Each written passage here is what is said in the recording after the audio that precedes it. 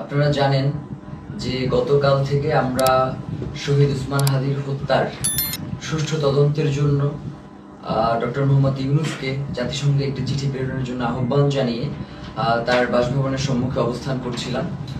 আমরা খুব গুটি কয়েক মানুষ সেখানে ছিলাম এবং আমরা পুরো গতকাল 4টা থেকে আজকের এই সময় পর্যন্ত শহীদ ওসমান হাদির স্ত্রী, তার সন্তান এবং আমরা পুরোটা সময় ধরে কিভাবে শান্তিপূর্ণভাবে আমাদের এই দাবিটা আদায় করা যায় সেটা নিয়ে আমরা আমাদের মতো করে এগোচ্ছিলাম এবং আমাদের সাথে সরকারের বিভিন্ন সময়ে তারা কোনোভাবেই আমাদের কাছে ওইভাবে করে যোগাযোগ করতে তারা স্বাচ্ছন্দ্য বোধ করে নাই। আমাদের কাছে মনে হয়েছে নয়তো 8 ঘন্টা শহীদ ওসমান হাদির স্ত্রী যমুনার সামনে ছিলেন, যমুনা থেকে একজন পিয়ন বের হয়ে তাকে সম্মান জানানোর এতটুকু প্রয়োজন বোধ করেন নাই।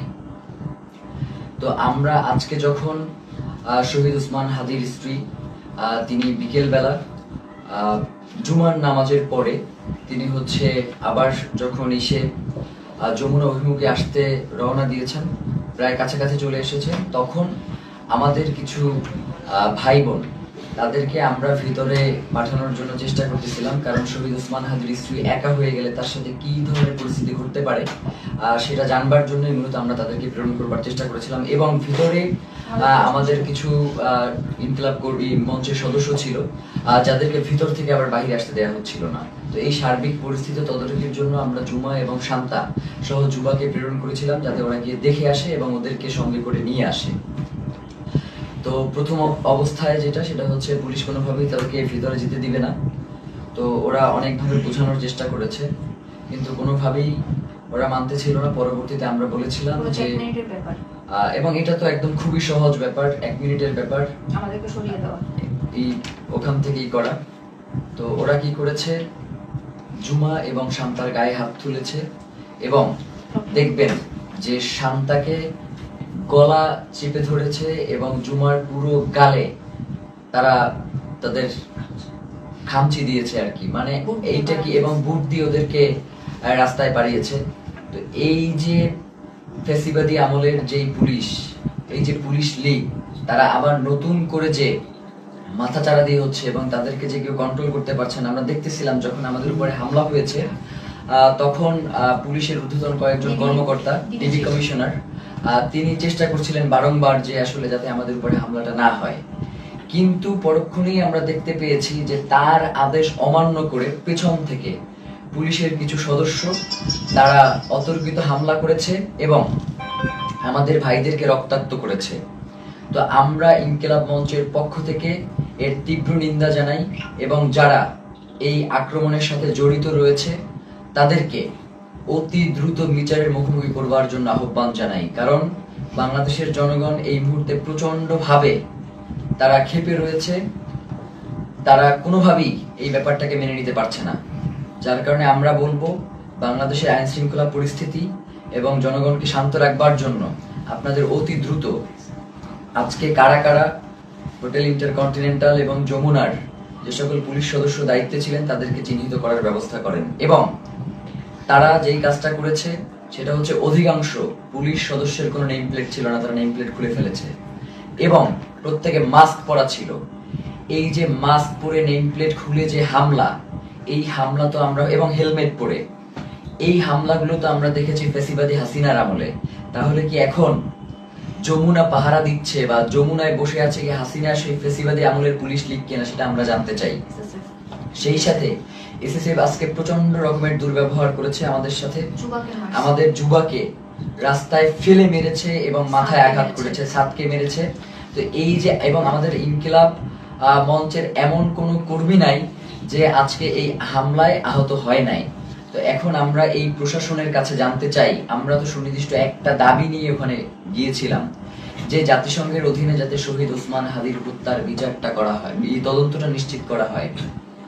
তাহলে কারা শহীদ ওসমান হত্যার তদন্ত জাতিসংঘের অধীনে দিতে চায় না, যে আজকে স্পষ্ট হয়ে গেছে।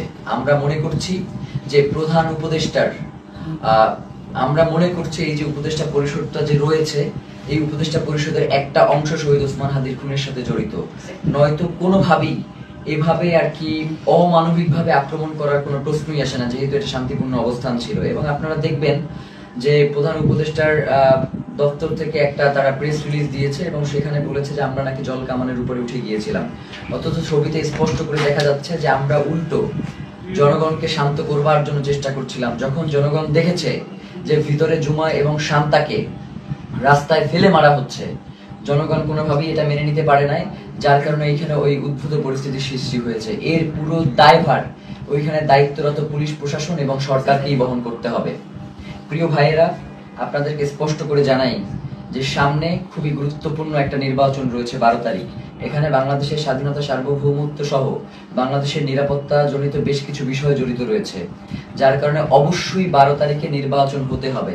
এবং যারা 12 তারিখে নির্বাচন বানচাল করে দেওয়ার জন্য আমাদের উপরে আক্রমণ করেছে, তাদের এই নীল নকশাকে বৃদ্ধাঙ্গুলি দেখিয়ে আমাদের জনগণের অধিকার আমাদের বাস্তবায়ন করতে হবে। প্রিয় ভাইয়েরা, জনগণ, বাংলাদেশের জনগণ প্রচন্ড শান্তিপ্রিয় এবং তারা সব সময় সরকারকে সহযোগিতা করে আসছে, কিন্তু সরকার সেই জনগণের উপরে আজকে মুহুর্মুহু sound grenade, tear shell, rubber bullet এগুলো নিক্ষেপ করেছে।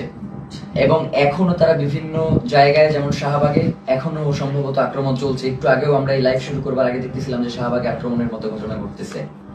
তো এবং 100-র অধিক শাহবাগেও আহত হয়েছে। তো এই যে পুলিশের ন্যাক্কারজনক হামলা এবং তাদের যে লাগাম টেনে ধরা হচ্ছে না, তারা বলছে, মানে আপনি একটা জিনিস খেয়াল করেন, তারা বলছে যে আয় হাদির লাশ নিয়ে যা। মানে এইটা পুলিশের, মানে সে যদি আওয়ামী লীগ না হয়, সে যদি মানে সত্যিকার অর্থেই কোনো পুলিশ সদস্য হয়ে থাকে, তাহলে তার এই ধরনের কথা বলবার কোনো প্রশ্নই আসে না।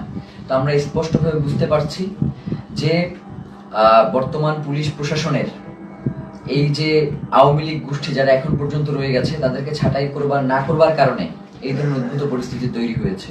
এর দায়ভার এই অন্তর্বর্তীকালীন সরকারকেই নিতে হবে। এবং আমরা আশঙ্কা করছি যে যমুনার ভিতরে হয়তো অন্তর্বর্তীকালীন সরকার সেফ না, কারণ যারা আমাদের উপরে যেইভাবে আক্রমণ করেছে, তারা যে কোনো মুহূর্তে যমুনায় ডক্টর মোহাম্মদ ইউনূসের উপরেও আক্রমণ করতে পারে। এই ধরনের একটা আমরা আশঙ্কা বোধ করছি, কারণ এদের আক্রমণের সাথে হাসিনার পুলিশ লীগের আক্রমণ পুরোপুরি মিলে যাচ্ছে। এবং সেই সাথে আমরা এটাও আপনাদেরকে বলতে চাই যে আমরা দেখতেছেন তো আমাদের কি অবস্থা, তারপরেও আমাদেরকে শান্তিপূর্ণভাবে সকল অবস্থার মোকাবেলা করতে হবে। আমরা চাই যাতে বাংলাদেশে কোনো উদ্ভূত পরিস্থিতির সৃষ্টি না হোক, যার মাধ্যমে মূলত আজকের আক্রমণটা হয়েছেই হচ্ছে নির্বাচনকে বানচাল করে দেওয়ার জন্য। সুতরাং এই নির্বাচন অবশ্যই হতে হবে এবং সেটা 12 তারিখেই হতে হবে। এবং যারা নির্বাচন বানচাল করতে চায় তাদেরকে আমাদের রুখে দিতে হবে। আমরা কোনোভাবেই এই নির্বাচনকে বানচাল করতে দিব না, কারণ বাংলাদেশের জন্য এই নির্বাচন অত্যন্ত গুরুত্বপূর্ণ। প্রিয় ভাইয়েরা, সেই সাথে আমরা আপনাদেরকে স্পষ্ট করে যে জিনিসটা জানাতে চাই, সেটা হচ্ছে শহীদ ওসমান হাদির হত্যার যে তদন্ত, সেটা জাতিসংঘের অধীনেই হইতে হবে। আমাদের এখানে আমরা তাদের সাথে কথা বলেছি, তারা আমাদেরকে আশ্বস্ত করেছিল যে জাতিসংঘের অধীনে এটার তদন্ত হবে, কিন্তু তারা কোনো ধরনের সময়সীমা বেঁধে দেয় নাই। তারা ইতিপূর্বেও আমাদেরকে আশ্বস্ত করেছিল তারা ক্ষমতায় থাকা অবস্থাতেই শহীদ ওসমান হাদির হত্যার বিচার করবে, কিন্তু তারা সেই বিচার করতে পারে নাই। যার কারণে আমরা তাদের শুধুমাত্র কথায় আশ্বস্ত না হয়ে আমরা তাদের কাছে একটা দাবি করেছিলাম যে আপনি কবে নাগাদ এই কাজটুকু বাস্তবায়ন করবেন, এই চিঠিটা ইস্যু করবেন, সেটা আমাদেরকে জানান। এখন রাষ্ট্রের কাছে যদি আমাদের এতটুকু দাবি জানানোর অধিকার না থাকে, তাহলে তো বাংলাদেশ বলে কোনো রাষ্ট্র এই মুহূর্তে সাস্টেইন করবার কথা না। এখন তো এই রাষ্ট্র তাহলে অন্য দেশের প্রক্সি দিচ্ছে এই রাষ্ট্র কোনো না কোনো ভাবে। তো প্রিয় ভাইয়েরা, আপনাদেরকে স্পষ্ট করে বলি, শহীদ ওসমান হাদির হত্যার তদন্ত জাতিসংঘের অধীনেই হইতে হবে এবং 8 তারিখে অবশ্যই এই অন্তর্বর্তীকালীন সরকারকে জাতিসংঘের কাছে চিঠি প্রেরণ করতে হবে। প্রিয় ভাইরা, এক্ষেত্রে আমাদের কিছু দাবি রয়েছে। চিঠি শুধু প্রেরণ করলেই হবে না, চিঠির ভিতরে নিম্নলিখিত আমরা যে বিষয়গুলো বলবার চেষ্টা করছি সেগুলো অন্তর্ভুক্ত থাকতে হবে। প্রথমত, সরকারকে UNOSCHR কে অনুরোধ করতে হবে যেন তারা শহীদ শরীফ ওসমান হাদি হত্যাকাণ্ডে একটি স্বাধীন ও নিরপেক্ষ ইন্ডিপেন্ডেন্ট ফ্যাক্ট ফাইন্ডিং ইনভেস্টিগেশন পরিচালনা করে। এই তদন্তের স্পষ্ট কার্যপরিধি থাকবে যাতে ঘটনার সত্যতা নির্ধারণ, দায়ী ব্যক্তি ও তাদের সহায়ক নেটওয়ার্ক শনাক্তকরণ এবং জবাবদিহিতা নিশ্চিত করে করণীয় সুপারিশ অন্তর্ভুক্ত থাকবে। সরকারকে অনুরোধ করতে হবে যেন তদন্তে শুধু সরাসরি হামলাকারীদের নয়, বরং আড়ালে থাকা পরিকল্পনা, ষড়যন্ত্র, জড়িত থাকা বা সহযোগিতা, সহায়তা প্রদান কিংবা আশ্রয় প্রশ্রয় ও চিহ্নিত করা হয়, যা হত্যাকাণ্ড ও পরবর্তী পালিয়ে যাওয়াকে সম্ভব করেছে। মূল কথা হচ্ছে, খুন যারা করেছে, খুনের পেছনে যারা পরিকল্পনা করেছে, এখন পর্যন্ত খুনিদেরকে যারা আশ্রয় প্রশ্রয় দিয়ে রাখছে, তাদেরকেও এই তদন্তের মাধ্যমে উদ্ঘাটন করে নিয়ে আসতে হবে। সরকারকে পূর্ণ সহযোগিতার নিশ্চয়তা দিতে হবে। এতে প্রাসঙ্গিক প্রমাণ ও স্থানসমূহে প্রবেশাধিকার অন্তর্ভুক্ত থাকবে। একই সঙ্গে রাষ্ট্রীয় বা অরাষ্ট্রীয় কোনো পক্ষের হস্তক্ষেপ না হওয়ার নিশ্চয়তা প্রদান করতে হবে। কিছু অভিযুক্ত সন্দেহভাজন বিদেশে পালিয়ে থাকতে পারে এমন প্রতিবেদনের প্রেক্ষিতে সরকারকে OSCHR এর সহায়তা চাইতে হবে, যাতে স্ট্রাকচার্ড ক্রস বর্ডার কোঅপারেশন নিশ্চিত হয়। এর মধ্যে লিগ্যাল অ্যাসিস্ট্যান্স ও ইনফরমেশন শেয়ারিং অন্তর্ভুক্ত থাকবে, যাতে দায়ীরা জবাবদিহিতা এড়িয়ে যেতে না পারে। মূল কথা হচ্ছে, শহীদ ওসমান হাদির হত্যার তদন্ত জাতিসংঘের অধীনেই হইতে হবে এবং এই তদন্ত কাজ যাতে কোনো ধরনের বাধাগ্রস্ত না হয়, সকল ধরনের সহযোগিতা এই রাষ্ট্রের পক্ষ থেকে নিশ্চিত করতে হবে। এর বাইরে আমাদের কাছে কোনো সেকেন্ড অপশন নাই। আজকে আমাদেরকে গুলি করেছেন, কালকে প্রয়োজনে আমাদেরকে মেরে ফেলেন, কিন্তু শহীদ ওসমান হাদির হত্যার বিচার এই বাংলার জমিনে হইতেই হবে। এর বাইরে কোনো সরকারের সেকেন্ড কোনো অপশন নেওয়ার কোনো সুযোগ নাই। প্রিয় ভাইয়েরা, আপনাদেরকে বলি, এই যে আজকে আমাদের উপর যে ন্যাক্কারজনক হামলা হয়েছে, এই ন্যাক্কারজনক হামলার পিছনে কারা রয়েছে, কারা আমাদের উপরে অতি উৎসাহী হয়ে আক্রমণ করেছে এবং আমাদের ভাই বোনদেরকে, মানে একটা মানুষকে আসলে কতটা বাড়ি দেয়া যায় লাঠি দিয়ে, আমরা এটা প্রশাসনের কাছে জানতে চাই। একজন মানুষকে আমি ভিডিওতে দেখেছি 30 থেকে 32টা বাড়ি দিয়েছে। যতক্ষণ পর্যন্ত সে ওইখান থেকে নিরাপদ দূরত্বে না যাইতে পারছে, ততক্ষণ পর্যন্ত একজনের পরে আরেকজন তাকে আঘাত করতেই ছিল। ব্যাপার যেটা ঘটতেছে সেটা হচ্ছে, আমাদের কাছে মনে হচ্ছে যে এই প্রশাসন এখন আর অন্তর্বর্তীকালীন সরকারের কথায় চলে না। এই প্রশাসনকে কেউ নিয়ন্ত্রণ করছে। সেই নিয়ন্ত্রক কারা, সেটা বাংলাদেশের জনগণের কাছে সরকারকে জানাতে হবে। নয়তো এই সরকারের অবশ্যই দায় থেকে যাবে যে কারা জুলাই জনতার উপরে এই আক্রমণটা করলো। তারা শহীদ ওসমান হাদিকে হত্যা করতে পারে নাই। শহীদ ওসমান হাদির হত্যার বিচারের দাবি যদিও জানানো না যায়, তাহলে তো এই রাষ্ট্র সামনে ফাংশন করবে না। এবং আমরা ইতিমধ্যেই দেখতে পেয়েছি যে রাজনৈতিক দলগুলো থেকে এই আক্রমণের ঘটনার ব্যাপারে প্রচন্ড উল্লাস প্রকাশ করা হচ্ছে, আপনারা দেখেছেন। আমরা আপনাদেরকে স্পষ্ট করে জানাই, এই 12 তারিখ ভোটের মধ্য দিয়ে তাদেরকে আপনাদের একটা স্পষ্ট বার্তা জানান দেওয়ার সুযোগ রয়েছে। আপনারা 12 তারিখ তাদেরকে ভোটে পরাজিত করে ইনসাফ ও বাংলাদেশের স্বাধীনতা সার্বভৌমত্বের একটা রাষ্ট্র গড়ে তুলবেন, এমনটাই আমাদের প্রত্যাশা। এবং গণভোটে অবশ্যই আপনারা হ্যাঁ দিবেন, কারণ জুলাই সনদ বাংলাদেশের জন্য অত্যন্ত গুরুত্বপূর্ণ। এর সাথে বাংলাদেশের স্বাধীনতা সার্বভৌমত্ব, সীমান্ত, নিরাপত্তা সবকিছু জড়িয়ে আছে। যার কারণে জুলাই গণভোটে আপনাদেরকে অবশ্যই হ্যাঁ দিতে হবে এবং যারা সৎ এবং যোগ্য, তারা যে দলেরই হোক না কেন, তাদেরকে ভোট দিয়ে আপনাদেরকে ইনসাফের বাংলাদেশ প্রতিষ্ঠার জন্য ক্ষমতায় নিয়ে আসতে হবে। এবং সাধারণ জনগণকে আপনারা আহ্বান জানাই যে আপনারা 8 তারিখ পর্যন্ত একটু ধৈর্য ধারণ করুন, যেহেতু সরকারের পক্ষ থেকে স্পষ্ট বিবৃতি দেওয়া হয়েছে যে 8 তারিখে তারা জাতিসংঘের কাছে এই চিঠি ইস্যু করবে, প্রেরণ করবে। তো এবং তার আগে অবশ্যই এই চিঠি প্রেরণের আগে এই চিঠিতে তারা কি লিখেছে সেটা আমাদেরকে দেখাতে হবে। এটা না দেখিয়ে কোনো ধরনের ছল চাতুরি মার্কার চিঠি কোনো প্রেরণ করা যাবে না এবং এটা অবশ্যই আমাদেরকে নিশ্চিত করতে হবে। প্রিয় ভাইয়েরা, বাংলাদেশের স্বাধীনতা সার্বভৌমত্ব এবং ইনসাফের লড়াইয়ের জন্য শহীদ ওসমান হাদি শাহাদাত বরণ করেছেন। আমাদেরকেও যদি শাহাদাত বরণ করতে হয়, আপনারা ইনসাফের এই লড়াইকে কোনোভাবেই থামিয়ে দেবেন না।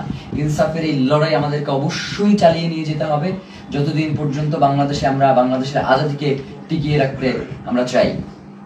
আমার আশেপাশের 2 জন প্রচন্ডভাবে আক্রান্ত হয়েছে, আমি নিজে আক্রান্ত হয়েছি। আমার এবং আমাকে এবং প্রত্যেকের মাথা টার্গেট করে, এই যে আমার পাশে সালাউদ্দিন আম্মার বসে আছে, ওকে মাথা লক্ষ্য করে গ্রেনেড নিক্ষেপ করা হয়েছে, কিন্তু আল্লাহকে বাঁচিয়ে দিয়েছে যে সেটা জায়গা মতো ওরা নিক্ষেপ করতে সক্ষম হয়নি। ওর মুখে সেলাই দিতে হয়েছে, ওর হাতে ব্যান্ডিজ, জুমার গালের প্রত্যেকটা জায়গা আছড়ানো, মাথায় বাড়ি দিচ্ছে, শান্তাকে গলা টিপে ধরেছে। আমাদের এবং ইনকিলাব মঞ্চের যারা ভিতরে ছিল, আমাদেরকে ওখান থেকে ওখান থেকে আমাদেরকে গুলি করে রাবার বুলেট নিক্ষেপ করে সরিয়ে দেওয়ার পরে তারা আমাদের যে সকল ভাই ভিতরে আটকা ছিল শত শত পুলিশ গিয়ে তাদেরকে নির্বিচারে পিটিয়েছে। ফাহিম সহ 2-3 জনের হাত ভেঙে গিয়েছে এই পিটানে। আমরা আমাদের আরেকজন কর্মী যার অবস্থা খুবই সংকটাপন্ন ছিল, যাকে অক্সিজেন দিয়ে তারপর হসপিটালে নিয়ে আসতে হয়েছে এবং তাকে প্রচন্ডভাবে মাথায়, হাতে, কোমরে সব জায়গায় এত পেটানো হয়েছে যে সে এখন ট্রমাটাইজড। আমরা জানাতে চাই, এই সরকারকে বলতে চাই, আপনি অতি দ্রুত কারা এই আক্রমণ করেছে তাদেরকে চিহ্নিত করে বিচারের মুখোমুখি করেন, নয়তো যে কোনো পরিস্থিতির জন্য আপনাকে অবশ্যই দায়ী থাকতে হবে। কারণ বাংলাদেশের জনগণ ততক্ষণ পর্যন্তই শান্তিপূর্ণ যতক্ষণ পর্যন্ত জুলাইয়ের প্রেক্ষাপট তৈরি না হয়। আপনারা কিন্তু খুব তাড়াতাড়ি একটা জুলাইয়ের প্রেক্ষাপট তৈরি করে ফেলতেছেন। এখন যদি আপনারা এটাকে কন্ট্রোল করতে না পারেন তাহলে বাংলাদেশের স্বাধীনতা সার্বভৌমত্ব কিন্তু টিকবে না। এবং আপনাকেও, প্রধান উপদেষ্টা আপনি আছেন, আপনি আমেরিকাতে চলে যাবেন সেটা হবে না, আমাদের কাছে জবাবদিহি করে এরপরে আপনাকে আমেরিকা যেতে হবে যে কেন জুলাই জনতার উপরে, শহীদ ওসমান হাদির ভাই বোনদের উপরে এভাবে ন্যাক্কারজনক হামলার মতো ঘটনা ঘটানো হলো। ছাত্র ভাইদেরকে উদ্দেশ্য করে বলি যে আমাদেরকে ধৈর্য ধারণ করতে হবে এবং আমাদেরকে এই লড়াই কৌশলের মধ্য দিয়ে আমাদের যাতে মনোবল ভেঙে না যায় আমাদেরকে সে ব্যাপারে সচেষ্ট থাকতে হবে। এই লড়াই তো একদিনের লড়াই না, আমাদের আজাদির লড়াই চলছে এবং আজাদির এই লড়াই চলবে। আমাদের এখন পিঠ থেকে গিয়েছে, আমাদের আসলে আর পিছনে যাওয়ার কোনো সুযোগ নাই। এখন থেকে আমাদেরকে সামনেই এগিয়ে যেতে হবে। 8 তারিখ পর্যন্ত যেহেতু সরকার সময় চেয়েছে, আমরা সরকারকে সেই সময়টুকু দিলাম। সে যদি এই সময়টা আগেই ঘোষণা করতো তাহলে তো এই ধরনের কোনো পরিস্থিতি তৈরি হতো না। যার কারণে আমার কাছে মনে হয় যে সরকার ইচ্ছাকৃতভাবে এই ঘটনা ঘটিয়েছে, এর দায়ভার সরকারকেও বহন করতে হবে। বাংলাদেশের জনগণ এই অন্তর্বর্তীকালীন সরকারকেও ছেড়ে দেবেন, এটা বলে দিলাম। আজকের মতো আমরা সবাই প্রচন্ডভাবে আহত অবস্থায় এখানে বসে রয়েছি। ফাহিমের দেখেন যে পুরো ট্রাউজারটা ওর রক্তে লাল হয়ে আছে, আমার পুরো পাজামা রক্তে লাল হয়ে আছে, ওর পুরো হাত আঙুল ভেঙে গেছে, মুখে সেলাই দেয়া, এবং এইভাবে প্রত্যেককে এমন ভাবে আক্রমণ করা হয়েছে। আল্লাহ আমাদেরকে রক্ষা করেছেন, নয়তো তাদের যেই ধরনের আজকে আক্রমণের ভূমিকা ছিল তারা আমাদেরকে খুন করবার উদ্দেশ্য নিয়ে এই আক্রমণটা করেছে। তো আমরা আমাদের এক ভাইকে হারিয়েছি, আমাদের কোনো হারানো, এরপরে যদি আমরা আমাদের কোনো ভাইকে হারাই, এরপরেও নির্বাচন হইতে হবে, নির্বাচন পেছানো যাবে না। নির্বাচনের পরে যে রাজনৈতিক দল ক্ষমতায় আসবে তারা যদি এই ব্যাপারে কোনো সুষ্ঠু পদক্ষেপ না নেয়, আমরা শুধু বলি ব্যাপারটা এমন না, আমরা তাদের জীবনকে জাহান্নাম বানাই দিব বলছি, তাদের জীবনকে জাহান্নাম বানাই দেবো, এই কথা বলেই শেষ করলাম।